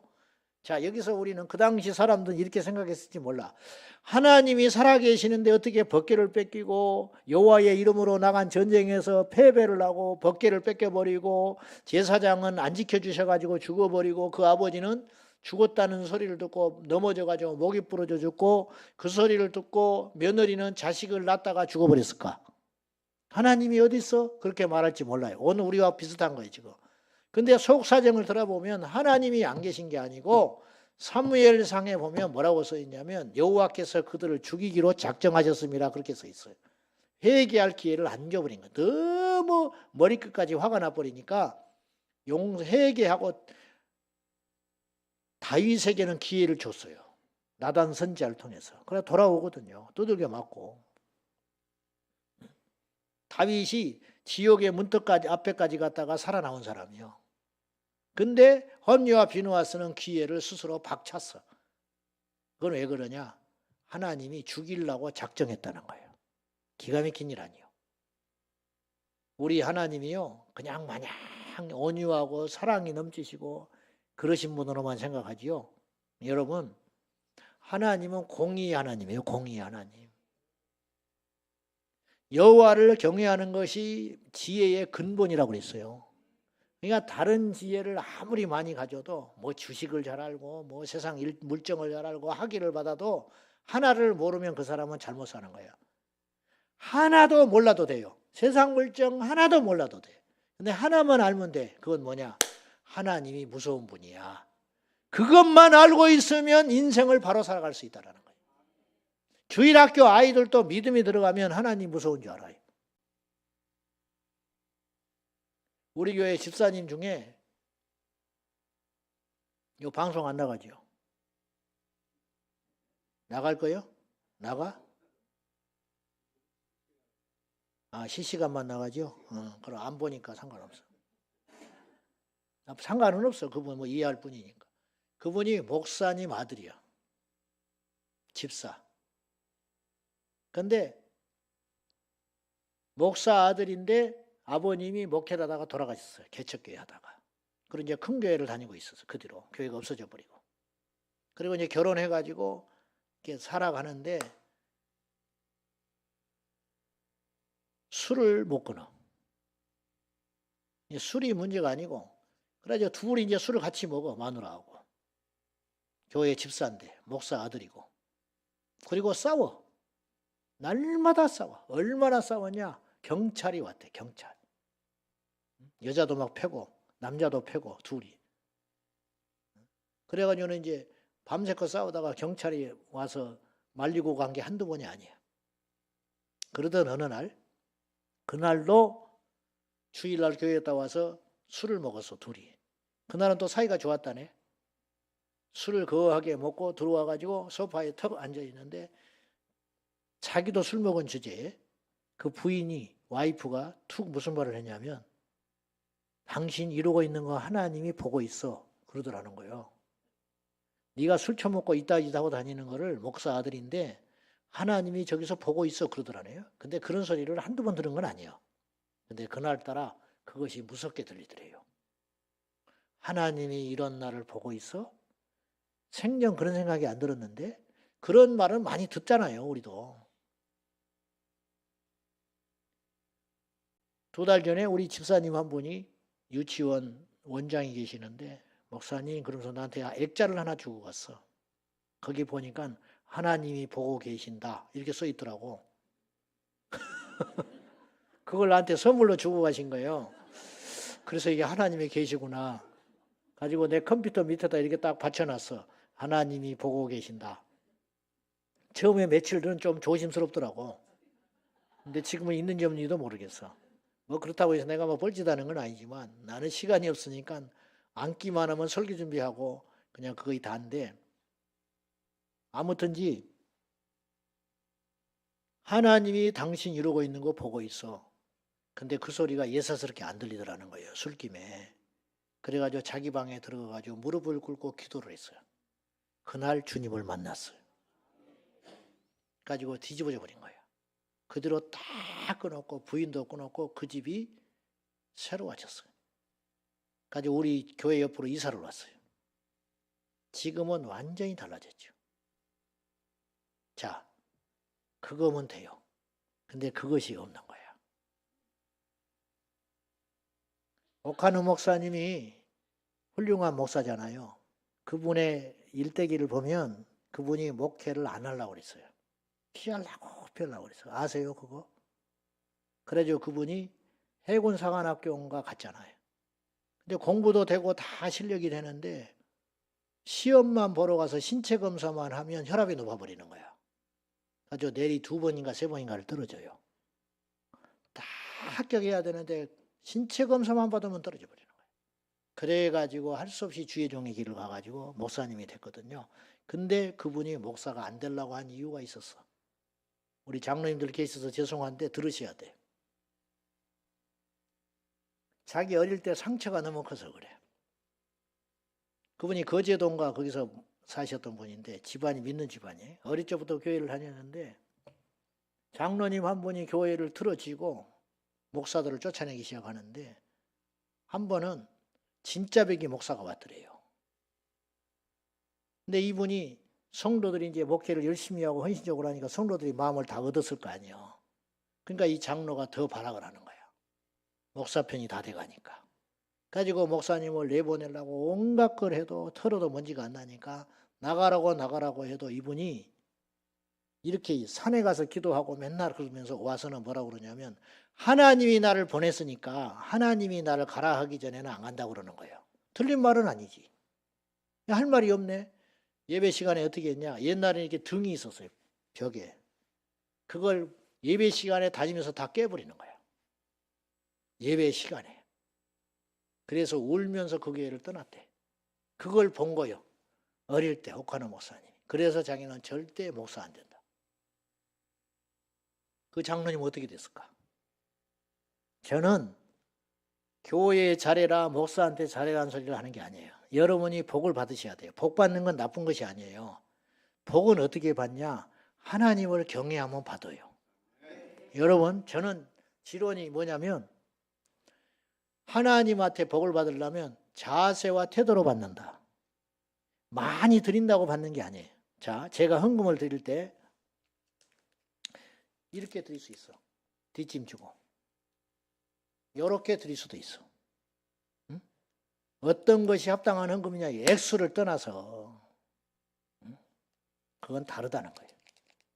가끔 저에게 금요일날 우리 교회는 이제 금요일날 철야를 하는데 지방에서도 오고 외국에서도 오고 그래요. 한 번씩. 그러면 이제 예배 전이나 끝나면 나한테 쫓아와가지고 목사님 그러면서 우리 교회 오려고 어제부터 왔다는 거야. 그래서 나한테 이렇게 이야기를 해. 기도나 한번 받으려고요. 그래. 기도나 한번 받으려는데 그러면 내가 해주고 싶겠어? 안 해주고 싶겠어? 그렇게 말하면 안 되지. 그건 나를 대하는 자세가 문제가 아니고 하나님 앞에 그렇게 하는 거는 안 되는 거예요. 지방에서 온 것이 중요한 게 아니고 고은 목사님이라고 계시죠. 돌아가셨지요. 안산제일교회 고은 목사님 간증에 이런 말을 합니다. 한 번은. 지금 그런 말 하려고 한 게 아닌데 이렇게 가버리네. 고은 목사님이 간증 때 무슨 이야기를 하냐면 보통 교회에서 이제 종종 그런 일이 일어나는데 객지에 자식들이 와서 이제 서울에 있는 교회를 다니면 부모들이 시골에 살아요. 근데 몸이 아프신 경우가 있어요. 그러면 병원에 큰 병원을 오느라고 주일날 자식 집에 온다고. 가지고 어떻게 하다 보니 진료받고 검사 기다리면서 주일을 서울에서 드릴 때가 있어요. 우리도 그래 종종. 그러면 이제 우리 어머니라고 우리 아버님이라고 그러면 어디서 오셨냐고 그러면 이제 어디 사는데 자식네 왔다가 예배드리러 왔다고 그래요. 그런 경우가 있잖아요. 근데 거기 사람들이 막 예배드리고 나오는데 어떤 할머니가 이제 그 집사님 어머니들이에요. 근데 병원에 와서 진료받으러 왔다가 그 교회 예배를 드리러 온 거예요. 근데 이분이 수술을 앞두고 있었어. 병원에서. 근데 이분이 이렇게 손을 이렇게 잡고는 고은 목사님 손을 잡고는 한참 잡고는 가만히 있더래. 그러면서 갔어. 알고 봤더니 그분이 목사님한테 기도받는 건 엄두가 안 나고 바쁘고 힘드니까 이분이 믿음으로 목사님 손을 잡을 때 안수받는 마음으로 손을 잡고 있었어요. 그 믿음이 그 병을 고쳤다는 거예요. 저는 목사님이 대단하다는 소리를 하는 게 아니에요. 베드로가 뭐가 대단합니까? 어부꾼이. 근데 베드로가 고넬료 집에 갔더니 백부장이면 만만치 않는 직급입니다. 로마의 백부장이면 대단한 거예요. 그 당시 유대인들은 쳐다보지도 못해요. 근데 갔더니 무릎을 꿇고 엎드려서 영접을 했다 이 말이에요. 이것이 기적이 일어난다니까요. 여러분, 하늘이 두 쪽 나도 시대가 아무리 변해도 우리 하나님을 향한 우리의 자세는 달라지면 안 되는 거예요. 근데 요새 엉망진창 돼가지고 교회 학교도 문제야. 가면은 전도사님이 새로 오셨다. 그러면 첫날 예배드리게 오면 교회에서 여기 뭐 우리 청수제끼는 그런 분은 없겠지만은 애가 예배드리고 오면 야 니네 전도사 새로 왔는데 설교 잘하더냐? 이렇게 물어본다고요. 그러면 애가 물어보냐면 들을만해 그래. 이게 현실이지. 한국교회 현실. 웃을 일이 아니에요. 처음 부임해가지고 와서 설교하면 들을만해. 그러면 그래. 근데 얘가 또 뭐라 그러냐면 그전만 못해 그래. 그러면 틀렸구만 그래. 그러면 제가 하는 말은 뭐냐면 얘가 그때부터 그 교회가 거기 가서 교회 학교에 가서 그 전도사님 설교를 하나님의 말씀으로 들리겠냐 이 말이에요. 애를 죽여버리는 거야 영적으로. 그래 놓고는 예수 잘 믿으라고 그래. 자기 애한테. 앞뒤가 안 맞는 거예요. 여러분 정말 예수 잘 믿어야 됩니다. 근데 예수를 잘 믿는 첫째 비결이냐? 여호와를 경외하는 것이 지혜의 근본이다. 우리 옛날에 어른들은 못 배우시고 잘 몰랐어요. 목사님들도 뭐 그렇잖아요. 학위도 없으시고. 근데 하나는 알았어. 그건 뭐냐? 하나님 무서운 줄 알고 목회를 하셨고 성도들도 하나님 무서운 줄 알고 신앙생활을 했어요. 그러니까 역사가 일어나는 거예요. 그러니까 사람들도 우리를 무시를 안 한 거예요. 예배라는 게 뭔지 아세요? 워십이라고 쓰잖아요. 영어로 워십. 근데 이 워십이라는 말은 두 단어가 합쳐진 말이에요. 같이 워스라는 말과 십이라는 말이 이제 배라는 말인데 다른 뜻도 있어요. 태도라는 뜻도 있어요. 십이라는 게 찾아보면 이게 뭐냐면 예배라는 게 가치 있는 분에 대한 태도라는 뜻이에요. 그러니까 어떤 사람은 이렇게 예배를 드리는 사람이 있어요. 어떤 사람은 발을 꼬고 앉아있을 수도 있어요. 어떤 사람은 쓰리발을 지질 끌고 올 수도 있어요. 그건 하나님에 대한 태도인 거예요. 그건 예배 안 드리는 거예요.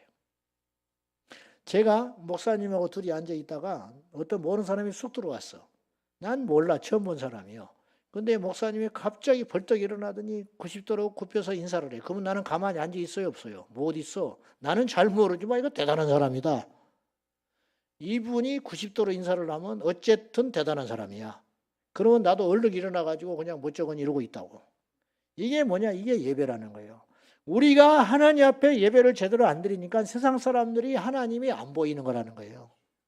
초대교회 성도들은 주님을 얼마나 사랑했냐?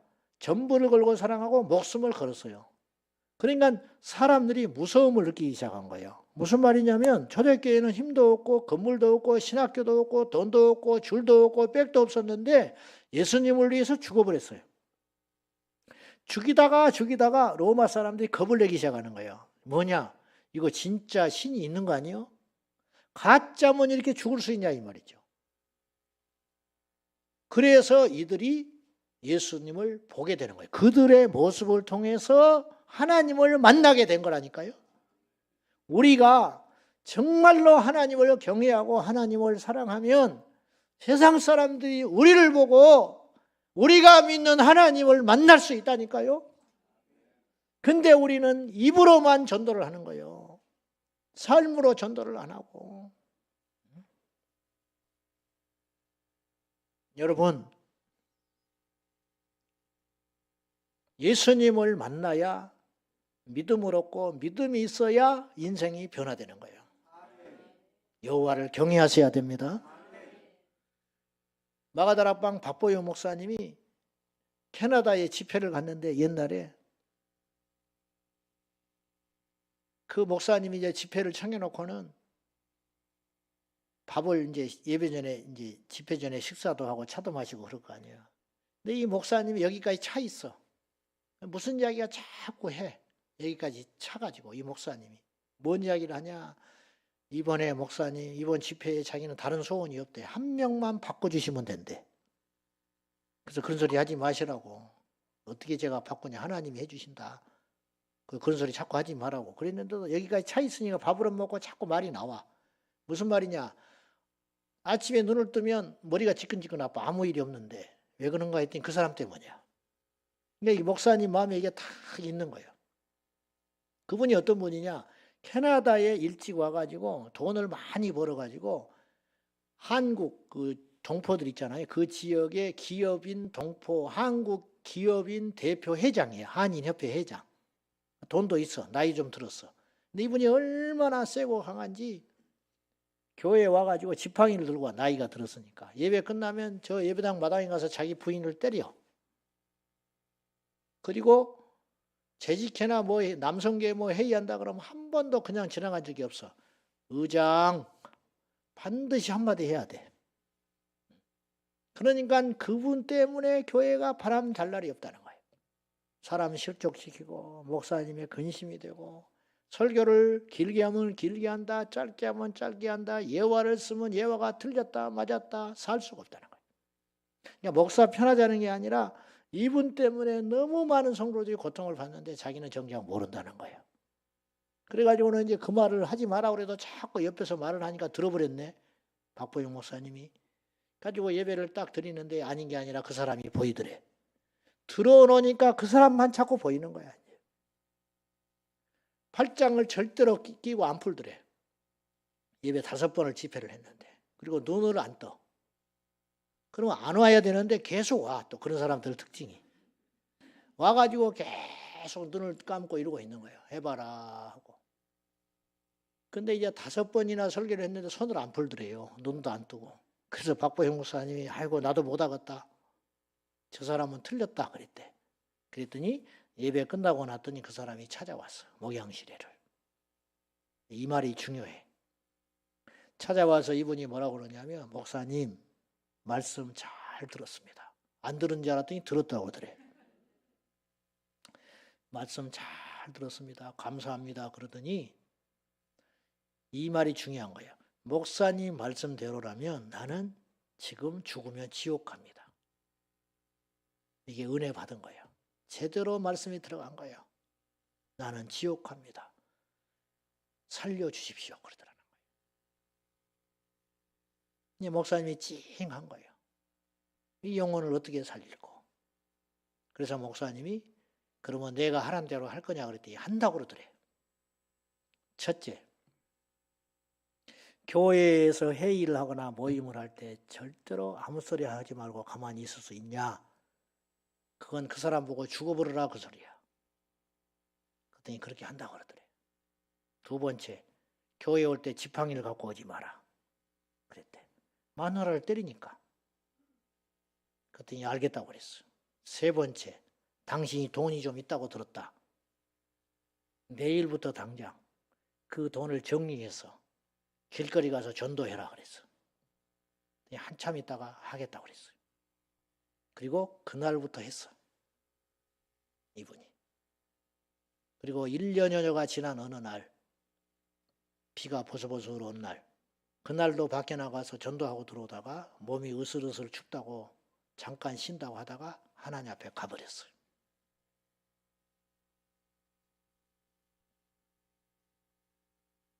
믿음은 머리로 믿는 게 아니고 심장으로 믿는 거예요. 내 피가 빠지고 예수의 피가 들어오는 거. 저도 목사하고 설교를 하고 다니고 교회에서 입 바른 소리 하고 그러지만 정말 어이없이 무너질 때가 너무 많아요. 정말 우리 교인 중에 변한 사람이 몇 명이나 될까? 목사들도 안 변해. 변하기는커녕 이상해. 이상해. 어째서 이럴까? 어째서 이럴까? 예수가 없는 거예요.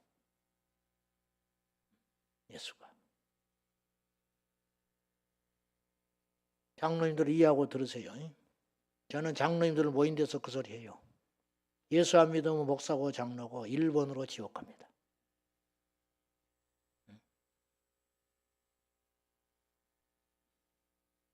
미국에서 목회하는 목사님이 지쳐서 한국으로 안식년으로 들어왔는데 그 이유가 있어요.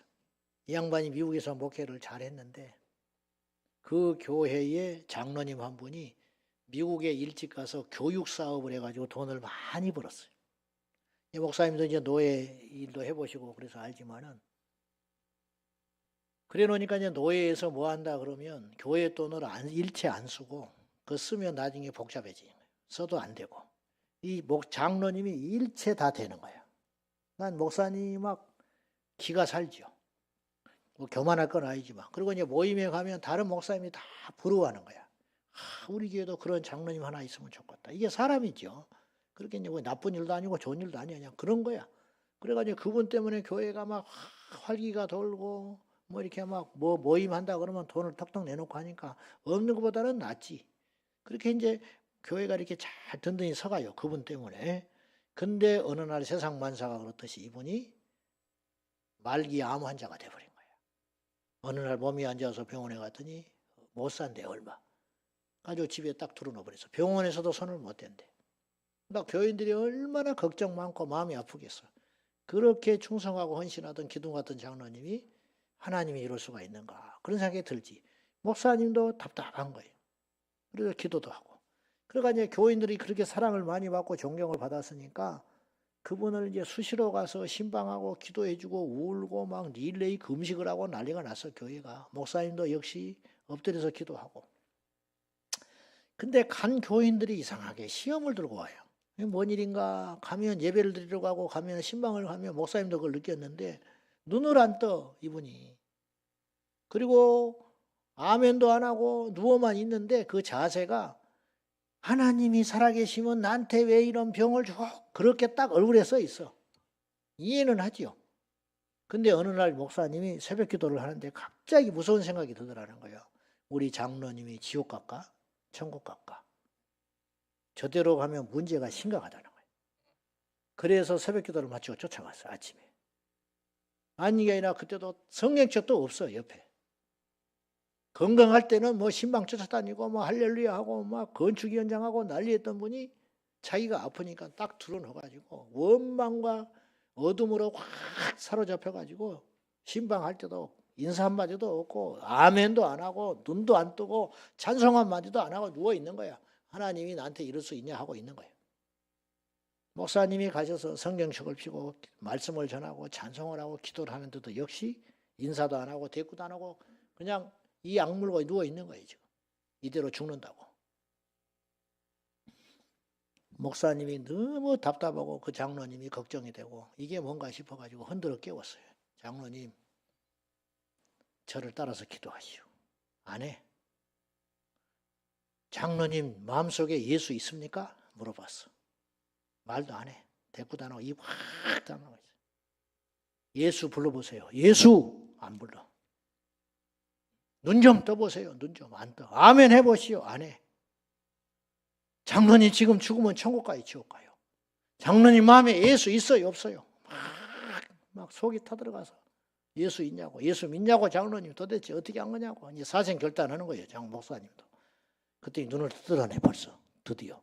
눈을 뜨고 벌떡 일어나더니 하는 말이 예수고 뭐고 다 필요 없어. 그러더니 딱 나가 떨어져서 죽어버렸어. 이분이 너무 충격받아가지고 한국으로 들어와 버린 거예요. 내 목회 실패했다.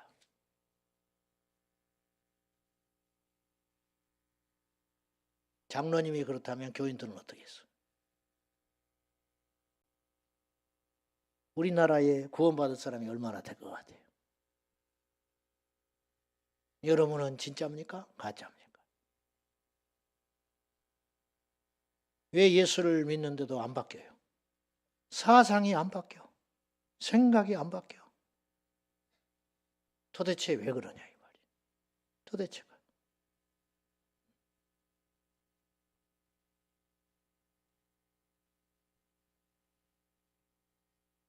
이 세상을 보는 눈이 열려야 됩니다. 세상 눈과 똑같으면 안 돼요. 깨어 있어야 한다 이 말이에요. 지금 나라를 위해서 기도 정말 많이 해야 됩니다. 이 정부가 정신 차려야 돼요. 이재명 대통령은 이미 포괄적 차별금지법 통과시키겠다고 호언했고, 금융기관, 공직사회에 성소수자, 레즈비언, 게이, 동성애자 30%씩 쓴다고 그랬고, 여성가족부 해체하고 성평등 가족부로 만든다고 그랬어요. 내가 뉴스를 안 봐요 오늘. 근데 간간히 보니까 여성가족부, 성평등 가족부로 한다고 했더만. 그이는 보통 사람이 아니에요. 밀어붙일 사람이에요. 그래서 지금 죽겠어요 저는. 저는 개인적인 감정이 있는 게 아니고 이 나라가 정말 걱정이 돼요. 우리가 다 제대로 예수를 안 믿어서 그래요.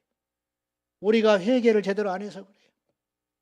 이스라엘이 잘못할 때 하나님이 옆에 있는 이방 나라를 들어서 쳐버렸어요.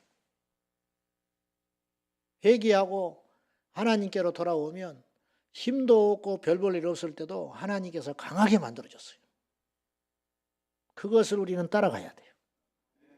이 나라가 우리 예수 믿는 사람이 너무 안일하게, 저는 30년을 잃어버렸다고 봐요. 30년. 90년 접어도 그동안 부흥한다, 어쩐다, 뭐 1000만 명이다, 1200만이다. 모이면 맨날 흥청망청 축제하고 집회하고, 그래서 남는 게 뭐가 있어요. 그 사이에, 그리고 나서 정신 못 차리고 30년 동안 아무것도 안 하고 정치 목사 나오고 자기 교회 국회의원 몇 명이다, 의사가 몇 명이다, 교수가 몇 명이다, 이따구 소리나 하고 다니고, 총회 나가서 정치나 하고, 목사 장로님들이 그 사이에 젊은이들이 교회 다 빠져나가고 3%. 근데 내 새끼가 교회를 나오니까 걱정 없어. 내 새끼만 천국 가면 되는 거야? 나만 쓸 돈 있으면 괜찮은 거예요?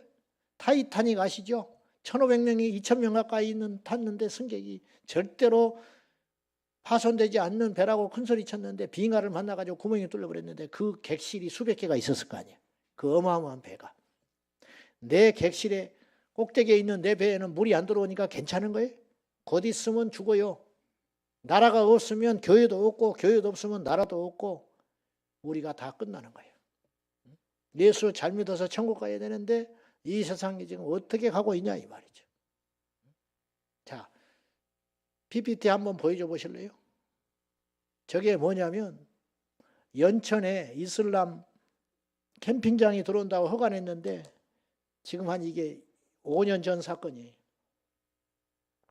목사님 한 분이 깨어 있었어요. 연천에. 그분이 나를 찾아왔어요. 목사님 도와달라고. 어떻게 하면 좋겠습니까? 연천에 10만 평을 사놓은 게 있었어요. 그것도 원래 교회 땅에 있는데 이슬람에 팔았어요. 간 쓸개도 없는 것들이야 나는. 그래가지고 그중에 7,000평을 이 연천군에서 허가를 받아가지고 캠핑장 위장해가지고 이슬람 타운 만들려고. 그 구은수가 교회 집사야.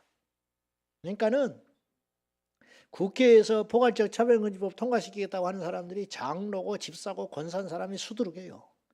그러니까 어떻게 세상이 가는지는 난 모르겠어 도대체가. 똑바로 안 가르쳐서 그래요. 그래가지고 이제 그런다고 해서 어떻게 하면 좋겠는가 했더니 일단 돈으로 지원해주고 연천에 프랜카드를 다 붙였어. 무슬림 이슬람 타운 들어온다고. 그리고는 군청 앞에 가서 시위하고 내가 교인들 데리고 간 거예요. 연천 구민인 것처럼 해가지고. 연천에서는 안 해준다. 없으니까. 내가 군수 나오라고 그랬어. 마이크 잡고. 당신 교회 집사라면서 어떻게 이렇게 허가를 해줄 수 있냐. 그리고 서명을 10만 명을 받아서 줬어요. 서울, 경기 이쪽에 인천 받아가지고. 그거 전달을 했어. 그리고 압박을 했어요. 그 다음 시위하는 거예요. 저게 뭔지 아세요? 그 다음 넘겨봐요. 저 순서가 잘못됐어. 그 다음 저게 뭔지 아세요? 내가 아까 봤죠. 알아야 보인다고. 저게 뭔지 아세요? 저게 지금 연천 농협인가 그 앞에 지금 농협인가 그 군청 앞인가 서 있는 건데 저게 화분입니다. 화분. 초승달 화분. 이제 앞으로 보일 거예요. 다니시면. 저게 눈에 띄기 시작할 겁니다. 휴게소 가도 있고요. 어디 지방의 공원에 가도 있고요. 나는 저런 것만 보여. 저게 이슬람 상징하는 저게 무료로 그냥 제공해 주는 거예요. 이슬람 쟤들이 캠핑장 들어온다고 하면서 농협에다가 군에다가 얼마나 로비를 했는지 저거 농협에 대출 낸다고 해가지고 저거 화분 세운 거예요. 지금 무료로 다 뿌렸어요. 전국에 공원에 휴게소에. 그다음 저것도 이제 저기다가 공원에다 저게 그냥 무심코 예쁘다. 예수 믿는 사람이 가서 사진 찍고 난리야. 그 앞에 가서 아무것도 모르는 거예요. 모르니까 지는 거예요. 몰라서 지옥 가는 거예요. 몰라서 마귀의 밥이 되는 거예요. 기적적으로 하나님께서 역사하셔가지고 구원수가 그냥 압박을 하고 들어가니까 그래서 여론이 되고 어쨌든 뭐 사연이 많이 있었어요. 기적적으로 행정소송까지 했는데 가지고 이제 막 들고 일어나니까 취소를 했어요. 군에서. 행정소송하면 군이 거의 집니다. 왜냐면 자기가 허가를 내준 걸 취소를 하면 상대방이 그냥 있지 않아요. 근데 기적적으로 그들이 30일 안에 이것에 이제 허가 낸 걸 취소를 해버리면 이의 신청해야 되거든요. 그거 안 하면 끝나요. 근데 그 당시에 소문에 이슬람 그 높은 우두머리 중에 누가 죽어버렸대. 가지고 저거를 못한 거야. 그래가지고 영원히 못하게 돼버렸어. 그리고 그 구은수는 그때 지방선거 앞두고 있었는데 국힘당인데 공천을 못 받아버렸어. 틀림없어요. 하나님. 자기 비리가 드러나 버렸어. 부끄러운 게. 그래 공천을 못 해줘 버렸어. 자 다시 돌아가 봐요. 아까 그 사진. 그래가지고 이제 저걸 치우라고 이제 난리하니까 자르는 것으로 합의 봤어. 그래 잘라버린 거예요. 저거 초승달. 그 다음 저렇게 있던 게 잘라버렸다니까요. 저게 아무것도 아닌 것 같죠. 유치한 일 같죠. 온 국민이 두 눈을 부릅뜨고 예수 믿는 사람이 눈을 부릅뜨고 이렇게 해야 된다 이 말이에요. 우리 일산에 가면 호수공원이 있거든요. 호수공원에 가면 꽃전시회가 있는데 꼭 박람회라고 있어요. 가보셨는지 몰라. 1년에 한 번씩 이번에도 했어요. 5월 달인가 했을 거예요. 근데 수년 전에 전시장에 있을 때 이 육지개 모형을 만들어 놨더라고. 무지개를. 가지고 우리 교인이 사진을 찍어서 나한테 보내줬어. 그래서 내가 가봤죠. 가봤더니 진짜 6개야. 그래서 내가 난리를 쳤어요. 시에다가. 뜨더라. 그랬더니 시장이 자기도 잘 몰랐대. 모르지. 하청을 주니까. 이거 그냥 뭐라고 그러냐면 하나 더 만들어서 7개 만들면 안 될까요? 그러더라고. 안 된다. 내가 이렇게 이야기했어. 저 육지개라는 게 뭐냐면 동성애자들의 상징인데 내가 물어볼게. 저기다가 십자가 걸어놓으면 좋아하겠냐? 십자가 같은 거야 저들에게는. 근데 그 앞에서 막 사진 찍어 애들이고 어른이고 예수쟁이들도 찍었을 거야. 모르니까 눈이 가려 있으니까. 그래서 기어이 치웠어요. 아무것도 아닌 일 같죠? 성탄절이 가까우니까 12월 달쯤 되니까 일산 시내에 나무에다가 이렇게 옛날에는 지푸라기로 병충해 죽인다고 아시죠? 그러면 추위를 피해서 모아들면 봄 되면 뜯어서 다 불살라서 죽이잖아요. 요새는 그거를 이렇게 천으로 묶어요. 가보니까. 근데 그걸 육지기로 해놓은 거야. 열이 받아요 안 받아요? 그 전화했지. 치워라. 왜 많고 많은 것 중에 육지기는 몰랐대. 당장 치워라. 그래서 없어졌어요. 응? 그 다음 거 하나 보여줘봐요. 화면. 저게 뭐냐면 디즈니 동성애 기업들을 내가 지금 이야기할 거예요. 그 다음 저게 다 육지계 무지개 아니에요. 저게 동성애 상징하는 거예요. 마스터카드. 그 다음 코카콜라 6개지요. 7개 아니에요. 저게 동성애라 코카콜라에서 동성애 후원해 주는 기업인 거예요. 마시면 돼요 안 돼요? 그럼 펩시는 괜찮을까? 똑같대, 펩시도. 그 다음, 저 나오잖아. 저 깃발 두고 있는 거 봐요, 펩시. 그 다음, 유튜브. 그 다음, 스타벅스. 가면 돼요, 안 돼요? 가지요. 이제부터 가면 돼요, 안 돼요? 나는 안 가. 한 번은 어이없는 일이 있어서 내가 그걸 가지 마라고 그러도 우리 교인들한테 스타벅스 가지 마라. 어떤 사람은 이 텀블러 모이는 게 이게 취미인 사람이죠. 모르니까 이제는 알면 가면 안 돼. 저 여신이 우상이에요. 그런데 이제 스타벅스도 옛날 같지 않아. 한 번은 주일날 예배를 다 마치고 집으로 돌아가는데 우리 교회에 온 지 얼마 안 된 분들이 모임을 한다고 커피를 몇 개 들고 오는데 스타벅스 커피를 들고 왔어. 그리고 내가 이렇게 지나가니까 목사님하고 줬어. 근데 뭐 얘 이걸 마시냐 그럴 수는 없잖아 또. 새로운 분들이라. 내가 하는 말을 못 들은 거예요 그 사이에. 그래서 할 수 없이 야 예 그러고 받았어. 그리고 이제 들고 간 거야 할 수 없이 버리지도 못하고 집으로. 스타벅스인지 알지 이게 컵이 있으니까. 가는 사이에 우리 교인이 딱 만나버린 거예요 나를. 지는 먹지 말라고 처먹지 말라고 난리하면서 저거 마시려고 들고 다니 그랬을까? 변명도 못하고 그냥 바보 돼서 간 거예요. 야 목회가 어렵구나. 네, 그랬네. 그다음 갤로그 애들 그 먹는 거 있죠.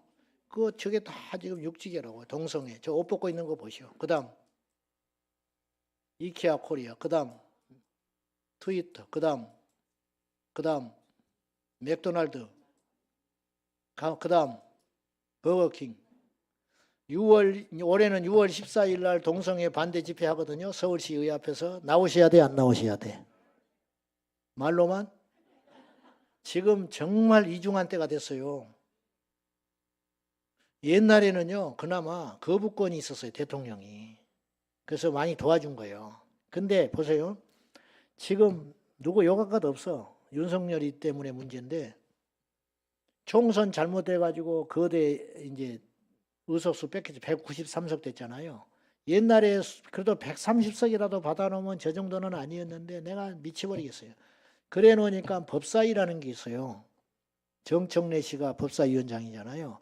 우리나라 법사위는 미국으로 따지면 하원 의장쯤 되는 거예요. 법사위원장이 굉장히 강력해요. 근데 지금까지 왜 차별금지법이 통과가 안 됐냐면 올리기는 올렸어요. 수차. 지금까지 9차례 올렸거든요. 2006년부터. 근데 번번이 법사위에서 통과가 안 됐어요. 법사위가 통과돼야 본회의에 상정이 돼요. 근데 본회의조차도 한 번도 올라간 적이 없어요. 다행히. 하나님의 은혜로. 근데 지금은 고속도로가 열려버린 거예요. 우리는 최악의 경우에 법사위 통과되고 그 다음에 국회 본회의 올라가면 과반이 되면 통과되거든요. 근데 통과되게 돼 있어요. 지금은. 193석이라 되기 때문에. 그러면 이제 대통령 앞으로 간다 이 말이에요. 그러면 대통령이 거부권 하면 안 돼요. 그거 하나 믿고 있었는데 이제는 삼위일체가 돼버린 거야. 법사위 뚫리죠. 본회의 올라가지요. 대통령 사인하면 끝이에요. 차별금지법이 어떤 법이 얼마나 무시무시한 법인지는 지금 오늘 시간 관계상 다 말을 못하는데 어쨌든 지금 그렇게 위중한 때가 됐어요. 우리가 너무너무 정신을 못 차리고 있는 거예요, 지금. 불행인지 다행인지 모르나 서구, 유럽, 미국 그런 나라들이 차별금지법이 통과돼가지고 지금 어떤 현실을 마주하고 있는지를 찾아보면 다 나와요.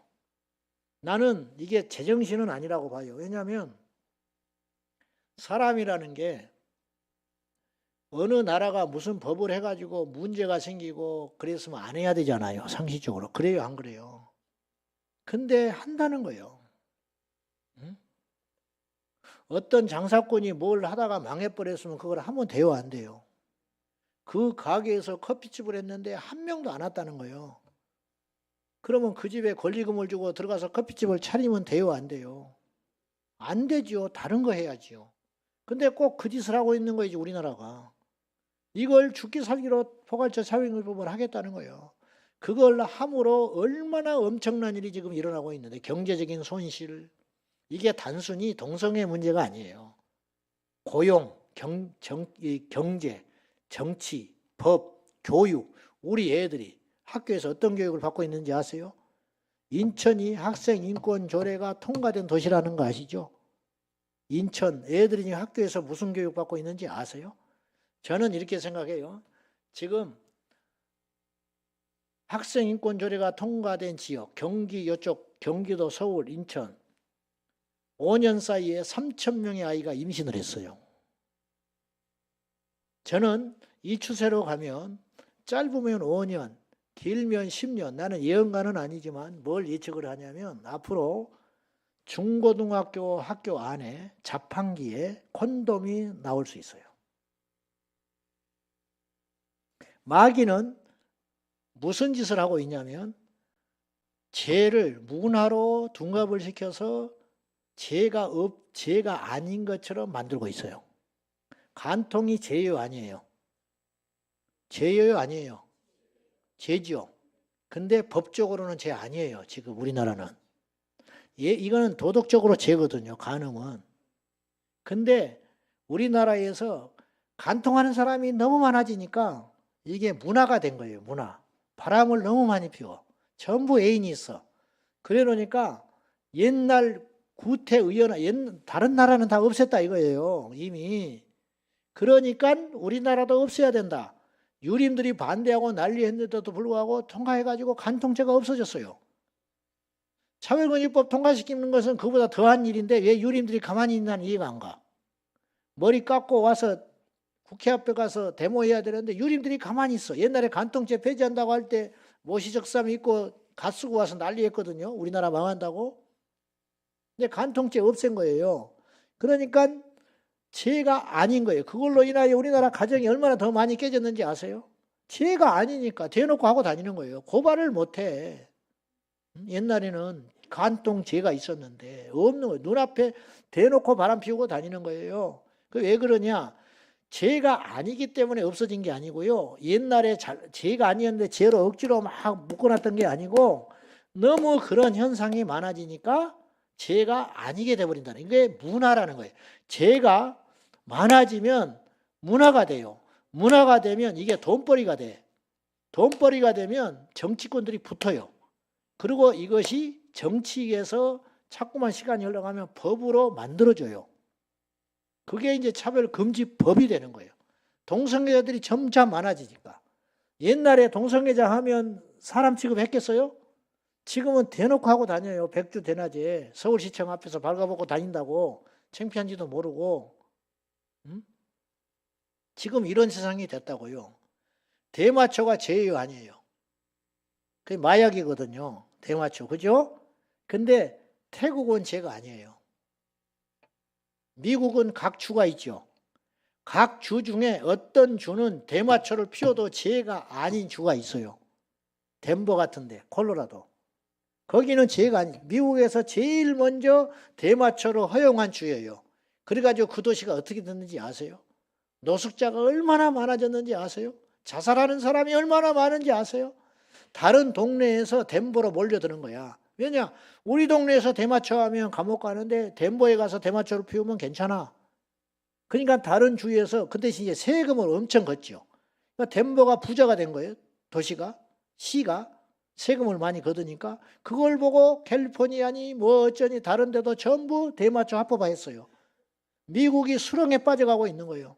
그래서 그대로는 안 되겠다 싶어서 트럼프가 약점이 많고 저렇게 어디로 튈지 모르는 사람들인데 미국의 시민들이 이대로는 안 되겠다 해가지고 트럼프를 찍어준 거예요. 어쩔 수 없이.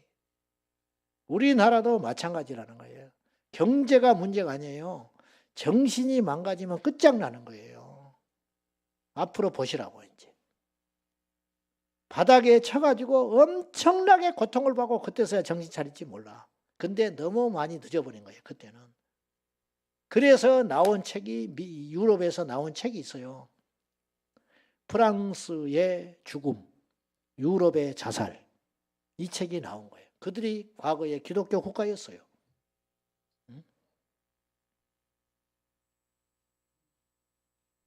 메르켈 총리는 루터 교회 목사 딸입니다. 독일에 장기 집권했지요. 그 사람이 무슬림들을 어마어마하게 받아들였어요. 1년에 100만 원씩 받아들였어요.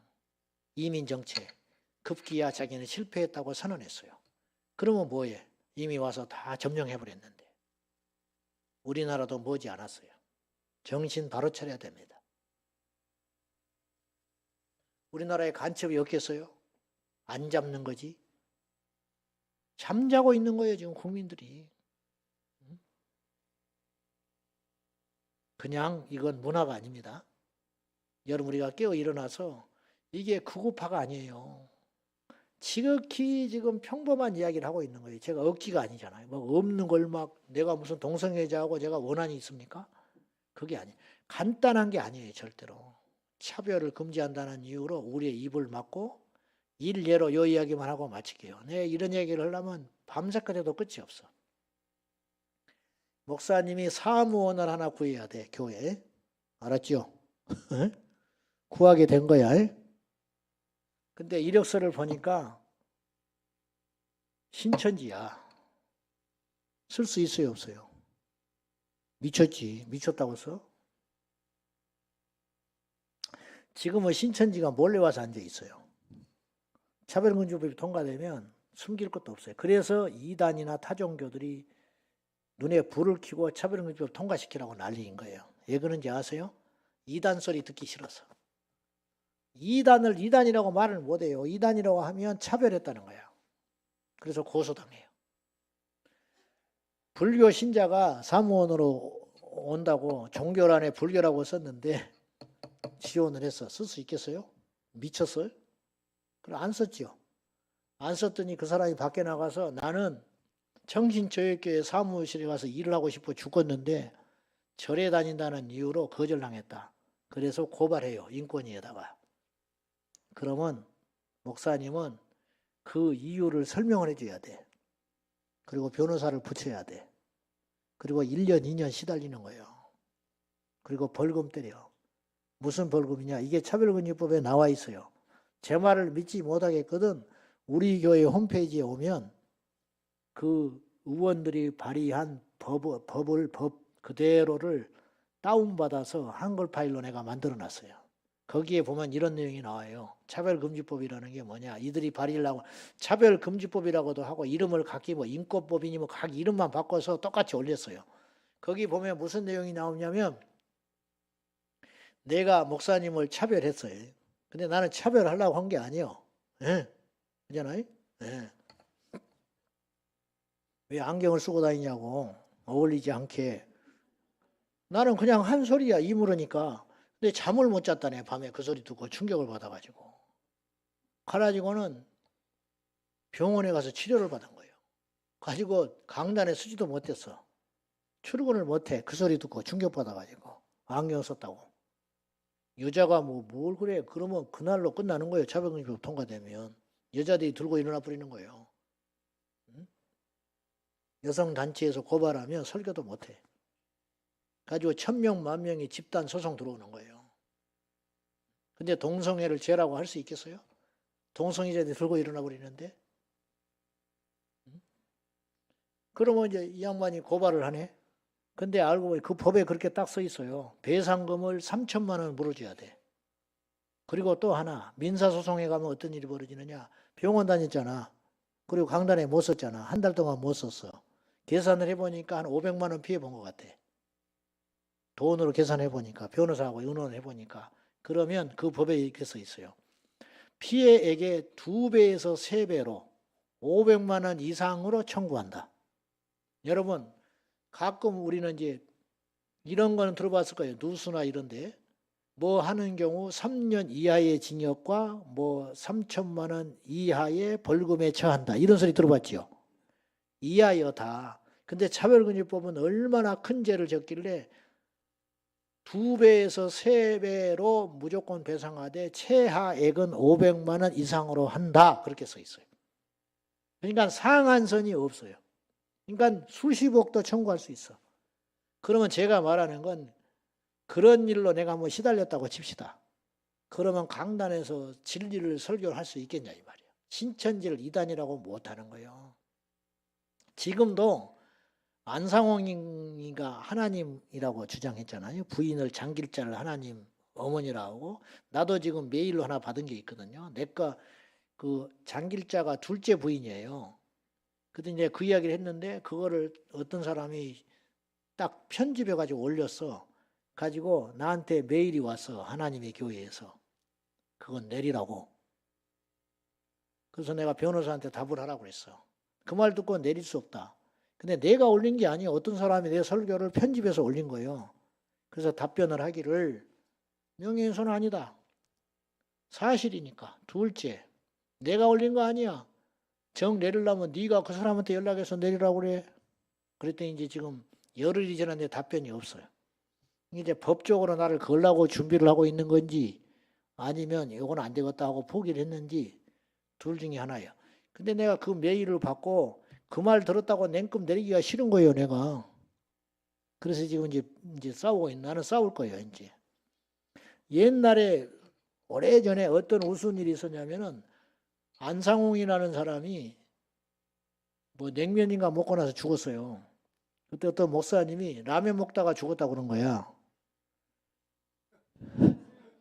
그래가지고 요게 허위사실 명예훼손으로 걸었어요. 그쪽에서, 그 교파에서.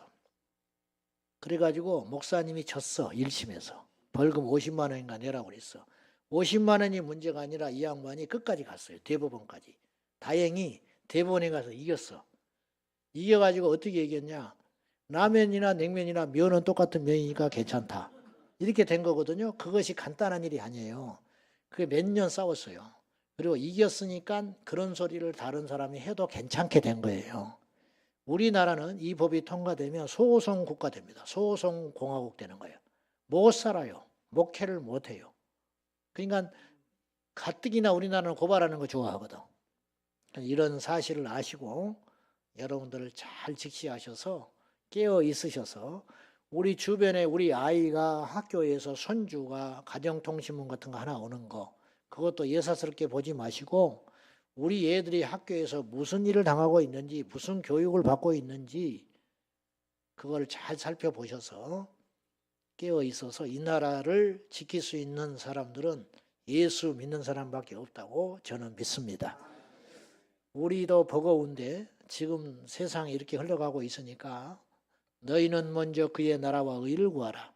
그리하면 이 모든 것을 너희에게 더하시리라 했으니 그 약속의 말씀을 지키고 우리의 영혼을 지키고 우리 자식들을 지키고 우리의 가정을 지키고 이 나라의 미래를 지키기 위해서 깨어 일어나는 저와 여러분 되기를 축원합니다. 기도하십시다.